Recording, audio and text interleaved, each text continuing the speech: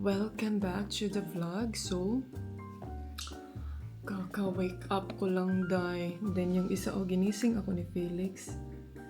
Felix! Kanina pa siya sunod ng sunod sa akin doon sa kwarto. Kasi gusto niya ng food from me. So, nagkape tayo dahil. Coffee tayo.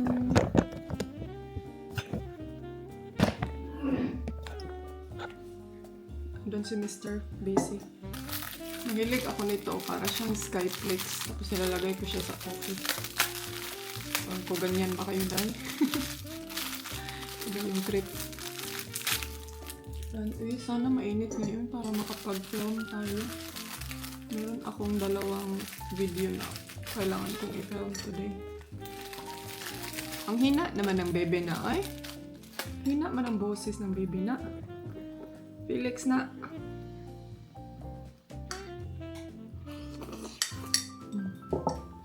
Good morning, Felix.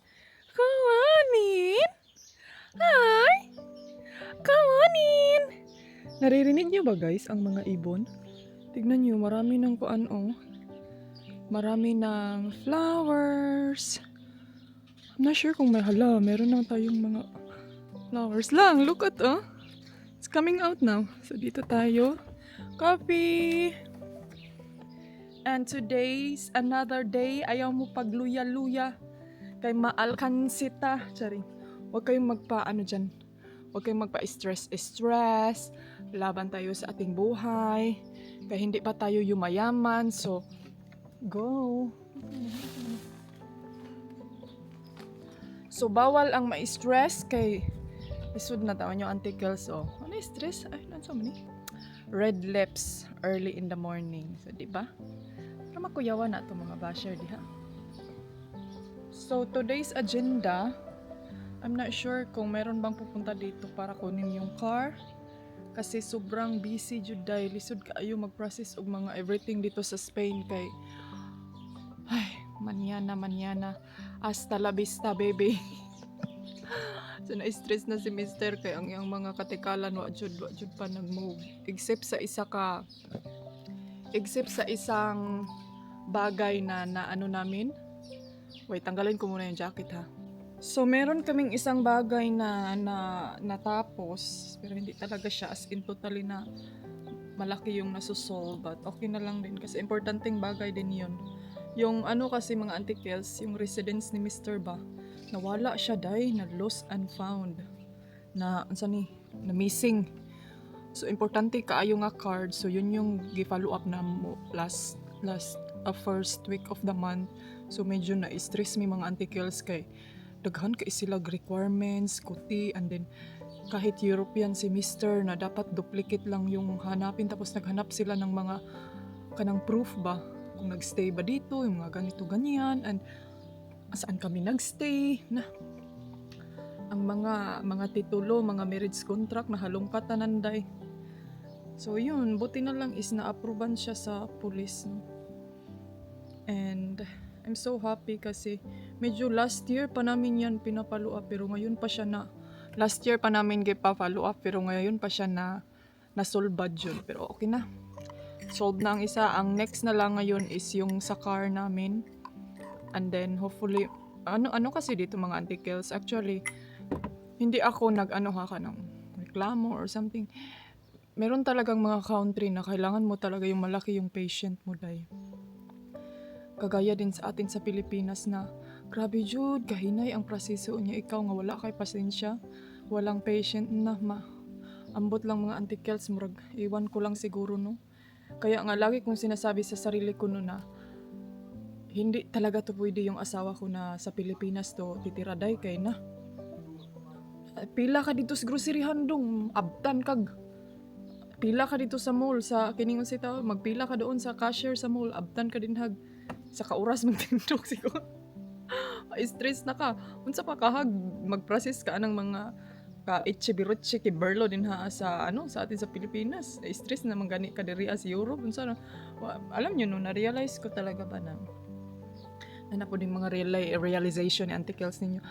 Kaning maski kahit saan ka pala talaga na lugar no, kaning same ra jud mga antikels ug wala jud dapat jud ay nimo na jud kay patient nga kanang sobra pa sa pasyente kay di jud ay kanang ang proseso sa mga kuan ang process karon sa mga bagay-bagay it's very slow jud siya kaayo. Siguro pod siguro pod sa isip ko is siguro marami talagang maraming nag-apply, maraming ng mga ganyang bagay kaya sobrang slow nilang mag-process. So kailangan talaga na kining kalmado kay ug anday na kani alam nyo yung mga ibang European hindi ako magpangalan ha. Meron kasing mga European na sanay sila sa kanilang lugar, sanay sila sa kanilang country. Comment down below kung ganyan ba yung mga afam nyo. Is sanay sila ba na kanang pag mag-process og mga bagay-bagay lalo na sa mga government processing mga ganyan is sanay sila mga antikels na hindi aabot ng months, weeks, years, mga ganun. Yung bang, 3 days later, meron ng update. Yung mga ganyan ba, on process na, on the go. So, sanay sila sa mga ganyan, day. Unya, pag mapuntayan sila sa mga lugar na kining lisod kaayo sudlon. So, no yun. Kaya alam nyo ba meron akong auntie na meron din siyang afam and then, sabi ng kanyang afam na gusto daw tumira sa Pilipinas pa. Sabi ko sa kanya, and then yung auntie ko, ayaw niya. Hindi naman sa ayaw, parang hindi siya kanang alam niyo yung feelings tayo mga Pilipina na hindi tayo komportable na dalhin natin yung asawa natin ng mga afam doon sa ating country kasi alam na natin ba kung ano sila mag-react. Kahit ako mga antikels, madala ko yung ugali na galing dito. Kasi siguro minsan alam yung kanang lalo na pag matagal ka na sa ibang lugar ba, then madala mo pag uwi mo dun sa Pilipinas na ganito ganyan. So and then matakot ka na kung ano yung mga reaksyon ng tao sa atin kasi normally reaction sa atin dahil pag mga ganyang bagay ba kami umuwi ka dun sa lugar nyo ba't dito ka na ganito ganyan o ganyan tayo pag mag-reaction, di ba? So yan yung kumbaga, yan yung inaano namin ba sa aming mga asawa na lalo na alam namin yung mga ugali nila, kung ano sila mag-react. Pero meron naman ding mga foreigner ba na aware sila na tayo mga Filipino is kanang relax ra jud taday. Yung kaibigan ko din dito, sabi niya sa akin na nganong lagi yung asawa niya nga nganong kamo mga Filipino kanang relax ra lagi daw maskin daw nagpila lagi daw kahit nakapila tayo ng 1 day filahan dyan lang sa fila kahit nakapila daw tayo ng 1 day dyan sa labas para lang daw sa mga ganyang papel okay lang daw sa atin day. So sabi ko rin sa kanya for me lang jud hanan nandito na ako kanang na iba na yung pang-utak ko. For me, dili jud siya normal og imuha jud siyang dili jud siya kuan. Dili jud dapat na siya ingon ana kay daghan ba marami naman tayong mga tao na walang trabaho. So why not hire a lot of employee, di ba? Na magchika na taani ron sit down sa taani ha. So na ko din sa isip ko na kining mayroon din silang point pero meron silang point na hindi nila naintindihan din sa ating mga Pilipino na tayo kasi simulat sa pool dahil parang yan na yung nakasanayan ba tapos syempre yung mga ang tawag nito yung sa mga rules mga ganyang bagay is okay na yan kasi sila kumbaga ba okay na yan kay sila may nanginahanglan so di na sila mo reklamo kung sa Bisaya pang mga inistoryahan day dili na mo reklamo kay sila may nanginahanglan nya ang tayo naman ang nangangailangan ay agwantahin natin ito kasi tayo naman ang nangangailangan di ba? Fair play. So ganyan meron tayong ganyang mindset pero sila wala silang mindset na ganyan dito day na bawal, di bawal pero hindi sila nag-iisip na ganyan na tayo ang nangangailangan, kasi alam niyo kung bakit? The number 1 reason nila mga antikels, nagbayad kog tax, nganong imuha kong papila-pilahon din sa gawas. Nakita kay Dress Pilipinas kay bayad mo nag-ingon first place ang nagbayad og tax VIP ang nagbayad og tax sa Pilipinas. So, ano na siya? So og hunahunahon lang jud no, simple ra man jud ang logic no. Is very logic jud siya kaayo, very simple. Pero I mean for me lang po jud nyo, tama man gyud kay dito kasi day ang tax mahal kaayo. So isa din yan sa mga rason sa mga foreigner dito na magreklamo jud na sila sa gobyerno. Di jud na pwede nga magpalangan-langan na ana sila yung mga kuan dito, meron silang ano dito sa Europe day na pwede na nimong i-complain ng kumpanya din ha kung ang ilang gi-deliver mali kita dito sa Pili tayo dyan sa Pinas okay lang. Ibalik ang Shopee, return to sender. Why pakialam, di na magreklamo. Dito pwede na nimo ipasirado, pwede mo yan ipasirado yung shop day. So ang batoy pero para sa kanila kasi is parang simple ra na day pero pag sa ato ay mga ganyan, huy, wag ka nang magpa-lawyer pa pakasukaso dyan kay wa man tay kapalit og bugas. Naunsa naman eh. Sa bukang auntie oy. Ito oy. Muna. Kaya tayo no, pasalamat din tayo sa ating sarili or kung saan man natin to nakuha tong ugali natin na relax ra gyud ta day. Relax ka lang. Kasi minsan makikita ko talaga si mister ko no na, alam yung feelings na pag parang, kung gusto ko lang ibigay yung energy ko sa kanya, binigay ko na lahat dahil kay, nalahi jud sila. Shout out sa mga naay foreigner niya, makarelate dyan mo sa ako Pero, ambot minsan masabi ko din sa sarili ko no, paano ko kaya to na-handle? Yung ganun, parang feel ko kasi sa kanya is sobrang bigat na ba? Parang feel ko na sa kanya na grabe na jud ka, kanang lisod na gyud kaayo nga murag feel niya di na ma-solve. Pero para sa akin murag relax ra gudong murag ang kulang ana magulat ra man ta. Kay di jud sila kahulat day bawal jud sila nang hulat-hulat. Ay nako. Mao bitaw mga Auntie Kels, meron din tayong mga good things diyan sa atin sa Pilipinas. Kasi sa atin sa Pilipinas like example like sampulan ta ha, like motor. 'Di ba sa atin sa Pilipinas mga bus, motor, mga transformation. Yung nasa isip ko na transformation. Mga transport ba? Di ba wala tayong problema sa transport kay although hassle siya pero at least naa jud 24/7 di ba makasakay kag bus, makasakay kag motor sikad unsa pa na din ha. Pero dito kasi day by oras gyud na intact 11, 12, 9, 30 ana kinahanglan ang bus na. So, maura to itong chika for today no, to be continue na puntaan ni magkapis ako day. And, comment kayo kung unsa na po dato imarites ani unya. Kaya tinawag na ako niya mga Auntie Kels. So, merong darating ngayon sa bahay. Kukunin nila yung car para i-check. Nilinis namin today og sa dihang.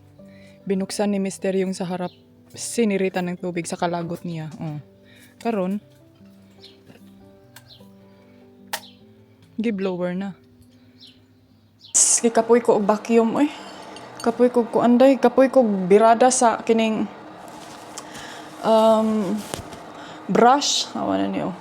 Tinulungan ko siyang mag-brush doon sa labas sa pool para matapos na 'yan mabilis. So ngayon magluto tayo ng lunch. Ay. Meron pa pala akong noodles. Ito na lang yung kainin ko, day. Kasi magpagawa si Mister ng boiled egg. Gawan muna natin siya ng boiled egg. And then ito, lagyan ko ng egg. Masarap kaya? I'm not sure lang ha. Nag-usap kami ni Ate Jobe ba? Sabi ko sa kanya, Ate, kunin mo na lang tong, kining sa tawag aniday kining balikbayan box ba kay murag wa man ko ikasulod anito and then parang hindi ko feel day yung mga kaanik-anikan ko na kapuyan mo ko napapagod ako relax lang daw day isahon lang na tog tubig kay sayang ang tubig day gamit namin mineral kay bawal pa daw gamitin ang aming tubig. Nina mga Auntie Kels, pumunta yung dito, yung mag-check sa car. Day, bata pa man kaayo ang magkuan day. Murag, medyo mahal jud siya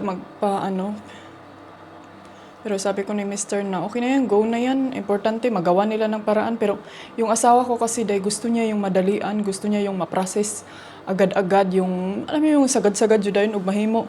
Next week, humana. Na, yun ako. Yung anak siya dahil nagdali jud siya maayo. Pero, ambot yung murag. Feel ko din sa kanya, baka bored siya. Gusto niyang lain siya ding tao nung alaagan. Kaya di gid mahilo na sa isa ka balay. Pero ngayon kasi mga antikels, parang hindi ko pa feel ba kanang like pupunta ng ibang place. Gusto ko muna i-feel yung home dito sa bahay kay ano yun na, matagal tayong nagbakasyon pero siya gusto na niyang umuwi doon sa kanila. So tapusin ko muna to. And then update ko kay later kay lain akong tiyanday, gusto ko gutom ko. Di ba yung feelings na parang gigutom ka, murag wa ka kasabot sa imong gibating, unsa ba? To avoid na lang is, mukaon na lang ka para maibsan yung ano mo, yung iniisip mo na yan. Hi mga antikels. Mag-walking today, nagsirado lang ako sa mga pintuan. Mag-walking tayo. Maganda yung weather, tapos tomorrow na naman cloudy. Really? Di siguro na siya mauban, my love. Uy, sige, pangututuin siya. Naman siya music background. Mini flowers. Ayan.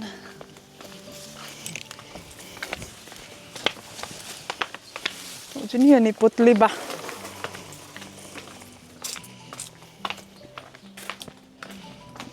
Daghan lagi car. Gibali na namong car nila Ate Juby kay halaoy. Mamba man limpyo day.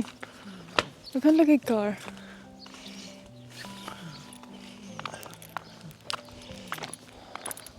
This flower here ba? Look at this.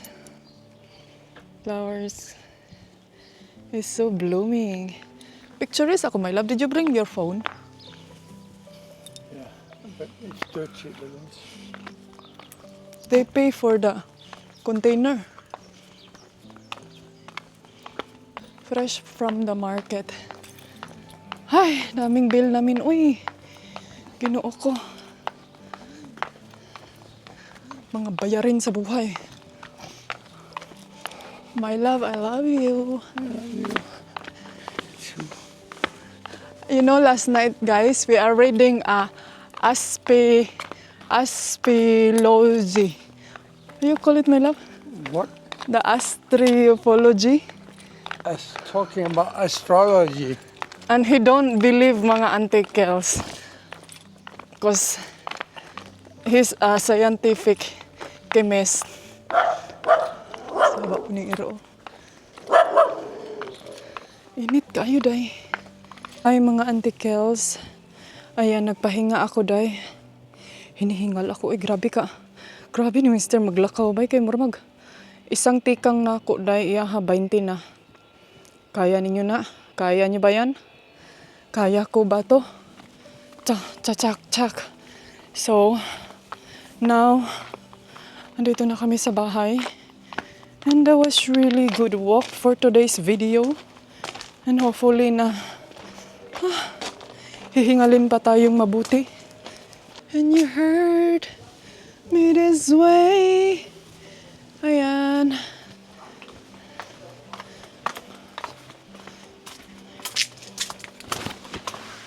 Ayan na, day. Ang dami naming lemon. Ang gusto kong harvestin. Pero wala si Ate Juby na mahilig gumawa ng cake. Siya yung mahilig gumawa ng cake. Kailangan pa namin mag-vacuum dito mga antikels. Uy. Yung ano ba, bougainvillea. Parang namatay. I wanna put this back.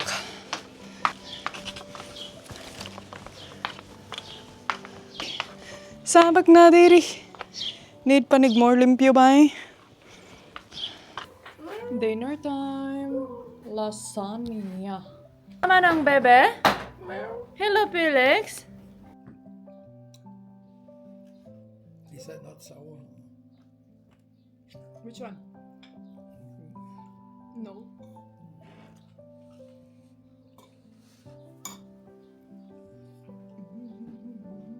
Hey, darling, can I tell you what's been on my mind? Sick and tired of the 9 to 5 in the city light.